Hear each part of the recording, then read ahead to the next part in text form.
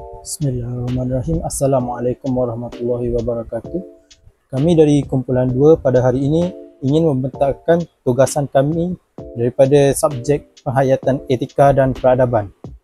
Tajuk yang telah kami pilih ialah isu rasuah dan penyalahgunaan kuasa di dalam tadbir urus negara. Kumpulan kami terdiri daripada 10 orang ahli yang terdiri daripada Muhammad Haziq Haikal, Muhammad Fatul Islam, Muhammad Akil dan saya sendiri Muhammad Ashraf, Muhammad Akmal Hakim, Haris Daniel, Faris Izwan dan juga Hakim. Sebelum kita meneruskan pembentangan kita kepada bahagian yang lain, kita haruslah membincangkan pengenalan mengenai topik ini. Rasuah dan penyalahgunaan kuasa telah menjadi duri dalam daging di dalam tadbir urus negara sejak sekian lama. Isu rasuah dan penyalahgunaan kuasa telah mendorong kepada ketidakcekapan di dalam tadbir urus yang menyebabkan negara kita dipandang hina atau dipandang remeh oleh negara maju yang lain. Menurut Suruhanjaya Pencegahan Rasuah Malaysia SPRM, rasuah dapat didefinisikan sebagai penerimaan atau pemberian suapan sebagai upah atau dorongan untuk seseorang untuk melakukan atau tidak melakukan sesuatu perbuatan yang berkaitan dengan tugas rasmi. Isu rasuah dan penyalahgunaan kuasa yang berprofil tinggi dapat dilihat semakin berleluasa yang menggugat kepercayaan rakyat terhadap pentadbiran negara. Hal ini juga boleh dilihat selepas pilihan raya umum ke-14 pada tahun 2018 di mana negara telah digegarkan dengan penglibatan bekas Perdana Menteri iaitu Datuk Seri Najib Tun Razak di dalam skandal pengubahan wang harap menggunakan syarikat 1MDB. Hal ini telah menunjukkan bahawa pentadbiran yang bersih dan telus amat penting bagi memastikan kestabilan ekonomi, kepercayaan rakyat dan kelangsungan demokrasi di negara ini dapat dikekalkan. Penyataan masalah. Rasuah dan penyalahgunaan kuasa merupakan antara isu paling serius yang menggugat kecekapan sistem pentadbiran serta melemahkan asas tadbir urus sesebuah negara. Hal ini dikatakan demikian kerana terdapat pelbagai kes berprofil tinggi telah membuka mata masyarakat terhadap betapa dalamnya isu ini berakar umbi dalam institusi awam dan swasta di Malaysia. Sebagai contoh, Indeks Persepsi Rasuah iaitu CPI yang dikeluarkan oleh Transparency International menunjukkan kedudukan Malaysia yang tidak konsisten serta mencerminkan kegagalan usaha membatalkan rasuah secara menyeluruh. Isu ini bukan sahaja melibatkan individu berjawatan tinggi, malah turut berlaku dalam skala lebih kecil yang memberi kesan besar terhadap kepercayaan rakyat. Soal itu, walaupun negara Malaysia telah mempunyai dasar-dasar undang-undang dan badan penguatkuasa seperti Suruhanjaya Pencegahan Rasuah Malaysia iaitu SPRM telah diwujudkan, namun amalan rasuah dan salah guna kuasa masih berleluasa. Ini telah menimbulkan persoalan mengenai keberkesanan langkah-langkah sedia ada serta komitmen politik dalam menangani isu ini. Tambahan pula, kurangnya budaya integriti dan accountability dalam kalangan pegawai kerajaan serta penguatkuasaan yang selektif menjadi antara faktor penyumbang kepada berlanjutannya permasalahan ini. Oleh itu, pihak berkuasa perlu membuat kajian yang lebih mendalam untuk mengenal pasti akar umbi masalah ini serta punca daripada kegagalan sistem individu atau struktur pentadbiran itu sendiri. Masalah isu rasuah dan penyalahgunaan kuasa dalam tadbir urus negara perlu dikaji secara menyeluruh bagi memahami implikasinya terhadap kestabilan politik, pembangunan ekonomi dan kesejahteraan rakyat. Hal ini dikatakan demikian kerana jika masalah ini tidak dibendung, isu ini akan menjejaskan imej negara di mata antarabangsa dan akan menghancurkan kepercayaan rakyat terhadap institusi awam. Oleh hal yang demikian, kajian ini telah meneliti faktor-faktor utama yang menyumbang kepada isu ini serta mencadangkan pendekatan yang lebih berkesan bagi memperkukuh integriti dalam sistem pentadbiran negara. So, untuk objektif kajian kita ada mengenal pasti apakah punca berlakunya rasuah dan penyalahgunaan kuasa dalam tadbir urus negara.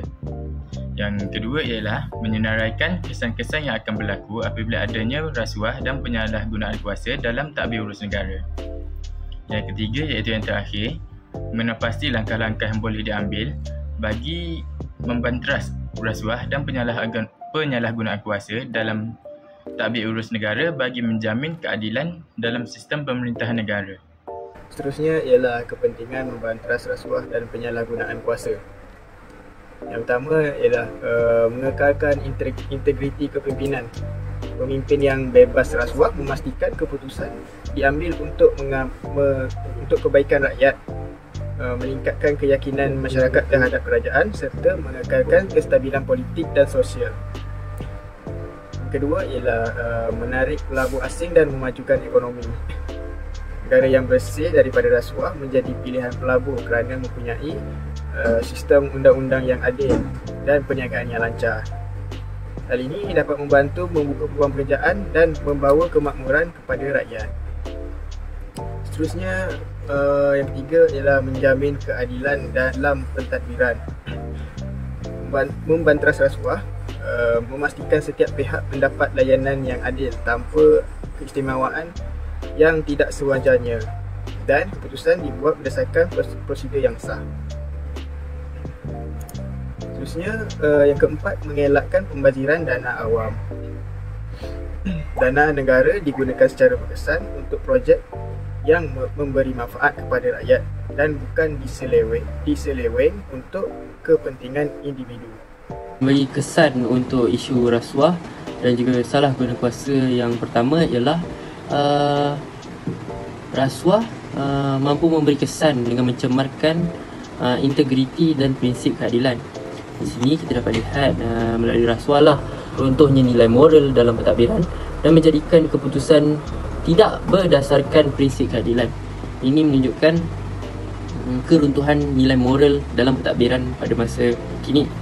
Yang seterusnya, kesan yang kedua ialah isu penyalahgunaan kuasa menjejaskan pelaksanaan dan keberkesanan projek pembangunan. Ini dapat dilihat melalui penyelewengan dana untuk projek-projek tertentu. Kesan lanjutannya ianya akan menyebabkan projek-projek tertentu ini tergendala dan memberi kesan kepada pembangunan negara. Yang kesan yang ketiga ialah rasuah dan salah guna kuasa ini menghakis kepercayaan rakyat terhadap kerajaan. Ini menyebabkan rakyat hilang keyakinan terhadap pemimpin yang mempunyai isu rasuah dan juga salah guna kuasa ini. Ini dapat dilihat oleh rakyat bahawa pemimpin-pemimpin ini menggunakan kuasa ini untuk kepentingan diri sendiri. Kesan yang keempat ialah rasuah dan salah guna kuasa ini mencemarkan imej negara di persada dunia. Ini memberi kesan besar kepada negara di mana negara sukar mendapat kepercayaan daripada pelabur-pelabur dari negara lain. Ini akan menjejaskan ekonomi negara. Antara punca berlakunya rasuah dan salah guna kuasa ialah sikap tamak dan pentingkan diri sendiri. Terdapat sebahagian individu yang memiliki sikap tamak dan tidak berpuas hati dengan apa yang mereka miliki dan sanggup mengabaikan prinsip dan amanah demi mengejar kekayaan ataupun kuasa. Hal ini menunjukkan kurangnya nilai moral dan etika dalam diri individu tersebut. Seterusnya, punca rasuah dan penyalahgunaan kuasa dalam tadbir urus iaitu kelemahan dalam sistem undang-undang. Jika undang-undang tidak dikuatkuasakan secara adil, individu tidak akan berasa gentar untuk terus melakukan kesalahan. Hal ini juga menunjukkan pentingnya untuk setiap individu mempunyai sistem etika dan telus dalam pemerintahan. Selain itu, pengaruh politik dalam sistem pentadbiran. Pemimpin yang mempunyai pangkat telah menggunakan kuasa mereka untuk membantu ahli keluarga ataupun kenalan yang rapat untuk mendapatkan jawatan ataupun keuntungan meskipun individu itu tidak layak. Hal ini menunjukkan pihak atasan yang mempunyai amalan melalui pemberian projek ataupun memberi kepada orang lain dan menyebabkan peluang tidak diagihkan secara adil. Selain itu, punca rasuah dan penyalahgunaan kuasa dalam tadbir urus negara ialah gaji dan allowance yang tidak setimpal. Gaji yang diberikan kepada pegawai mungkin tidak mencukupi menyebabkan mereka menerima rasuah dari orang lain demi mendapatkan wang dengan cara mudah. Kemudian, terdapat juga punca iaitu pengaruh budaya dan sosial. Pengaruh rakyat yang memberi rasuah kepada para penjawat awam dan menganggapnya sebagai hadiah menyebabkan masalah rasuah dalam takbir urus negara semakin sering berlaku. Seterusnya, kita ada punca pemonopolian kuasa. Apabila seseorang penjabat itu diberi kuasa yang terlalu banyak, hal ini mampu menyebabkan mereka menjadi gila kuasa dan tidak akan mengendahkan undang-undang yang melarang perbuatan rasuah itu. Hello, Assalamualaikum. Saya Muhammad Faris Izzah Muhammad Nazrul. Di sini saya akan membincangkan tentang langkah mengatasi isi rasuah dalam takbir urus negara. Yang pertama, penguasaan undang-undang yang tegas. Sistem penguasaan undang-undang yang tegas dan telus. Hal ini dikatakan demikian kerana sistem undang-undang dalam negara amat lemah dan tidak mengikut akta yang telah ditetapkan. Malah, terdapat segelintir pihak kuasa yang cenderung melihat kepada pangkat seseorang itu dan mudah untuk dibeli dengan duit. Yang kedua, penambahbaikan undang-undang seperti Akta SPRM telah dijalankan. Ketegasan dalam langkah mengatasinya harus dititikberatkan seperti memperketat dan memperkemas undang-undang anti rasuah seperti Akta SPRM.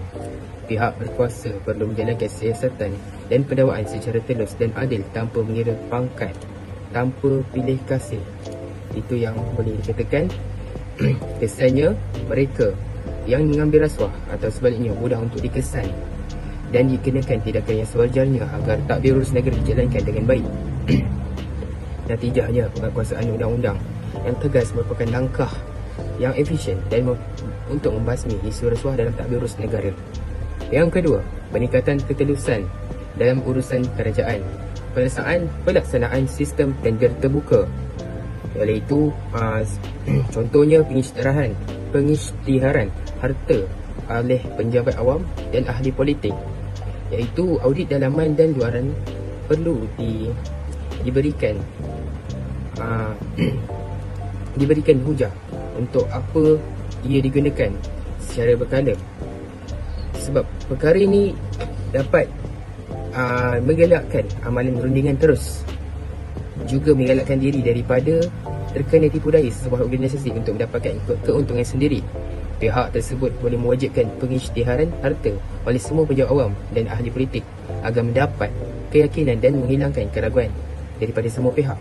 Apabila audit dalaman dan luaran berkala terhadap perbelanjaan dan keputusan kerajaan diberitahu untuk kegunaan tertentu, kesannya tiada laluan bagi mereka yang ingin mengambil kesempatan untuk melakukan rasuah. Mereka akan sering dijaga oleh sistem pentadbiran.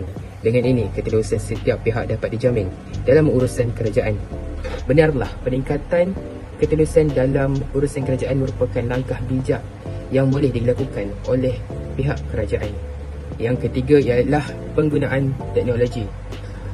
Pelaksanaan penggunaan teknologi. Apa kegunaan teknologi apa kaitannya teknologi dengan anti rasuah? Ianya apabila hal ini dikatakan kerana teknologi dapat mengurangkan interaksi fizikal yang membuka ruang kepada suapan dan ketirisan. Sebagai contoh, pihak kerajaan melaksanakan sistem e-perolehan, e-pembayaran, e-administrasi secara menyeluruh dalam projek kerajaan. ID ini bagi mewujudkan pangkalan data dan data integrasi untuk mengesan ketidaktelusan dalam transaksi kerajaan. Impaknya, perolehan wang dapat dikesan bermula daripada nama akaun yang diwujudkan sehingga agensi yang mendapat pemindahan wang tersebut. Jelaslah bahawa penggunaan teknologi merupakan salah satu langkah yang mantap dalam menghalang isu rasuah daripada terus tersebar. Seterusnya adalah langkah mengatasi penyalahgunaan kuasa takbir urus negara. Pertama adalah memperketat undang-undang berkaitan integriti dan rasuah. Poin pertama, menggunakan undang-undang seperti Akta SPRM tanpa mengira sesiapa sahaja. Ini bermaksud sesiapa sahaja yang terlibat dengan kegiatan rasuah perlu diambil tindakan yang tegas tanpa mengira pangkat, kedudukan, keluarga, kaum dan agama. Perkara ini sangat penting untuk menjadikan Malaysia sebagai negara yang bebas rasuah selari dengan aspirasi Pelan Anti Rasuah Nasional NACP. Poin kedua pula adalah memberi hukuman yang keras dan setimpal sebagai pengajaran. Kenyataan ini merujuk kepada prinsip bahawa hukuman terhadap pesalah terutama dalam kes-kes berat seperti rasuah, salah guna kuasa, jenayah berat dan penyelewengan. Apabila masyarakat melihat seseorang dihukum dengan tegas atas jenayah seperti rasuah atau penyelewengan, mereka akan berfikir dua kali sebelum melakukan kesalahan yang sama. Selain itu, dapat mengembalikan keyakinan rakyat terhadap sistem keadilan. Hukuman yang adil dan setimpal menunjukkan bahawa undang-undang ditegakkan tanpa berkompromi dengan sesiapa sahaja. Yang kedua adalah mewujudkan mekanisme pemantauan yang telus dan bebas. Poin pertama, menubuhkan jawatan kuasa audit bebas dan badan pemantauan luar kerajaan. Kenyataan ini merujuk kepada inisiatif untuk mewujudkan entiti bebas yang tidak dikawal oleh kerajaan atau pihak berkepentingan politik, menjalankan audit, semakan dan penilaian terhadap urus tadbir, keuangan, keputusan kerajaan dan memantau pelaksanaan dasar projek serta pembelajaran awam. Poin yang kedua pula adalah melaksanakan sistem tender terbuka dan pelaporan keuangan secara berkala. Kerajaan perlu melaksanakan tender terbuka untuk semua projek dan perolehan supaya prosesnya telus, adil dan bebas rasuah. Ia membolehkan lebih ramai pihak bersaing dan mengelakkan amalan pilih kasih. Seterusnya, pelaporan keuangan awam secara berkala seperti pelaporan perbelanjaan, projek dan audit supaya rakyat dapat memantau penggunaan dana negara. Langkah ini dapat meningkatkan kepercayaan rakyat, mengurangkan ketirisan dan memastikan setiap sen wang awam dibelanjakan dengan berhemah dan telus. Kesimpulannya, rasuah dan penyalahgunaan kuasa dalam tadbir urus merupakan satu hal yang serius, perlu dititikberatkan oleh semua pihak. Rasuah dan penyalahgunaan kuasa dalam tadbir urus mampu membawa kesan atau impak yang buruk bukan sahaja kepada negara, bahkan rakyat juga akan terkena kesannya. Contoh kesan yang besar ialah merosakkan imej negara dan melemahkan semangat kepercayaan rakyat terhadap pemimpin negara. Langkah-langkah membanteras perilaku rasuah dan penyalahgunaan kuasa perlulah diambil bagi memastikan negara aman dan sistem pemerintahan negara kekal adil. Langkah membanteras juga penting bagi mencipta sebuah negara yang berkembang maju dan mempunyai pemimpin-pemimpin yang berkhidmat sepenuhnya untuk negara dan rakyatnya. Akhir sekali, semua pihak perlulah mengambil tahu dan mengambil tindakan mengikut kemampuan masing-masing bagi membanteras tindakan rasuah dan penyalahgunaan kuasa dalam tadbir urus negara secara sepenuhnya.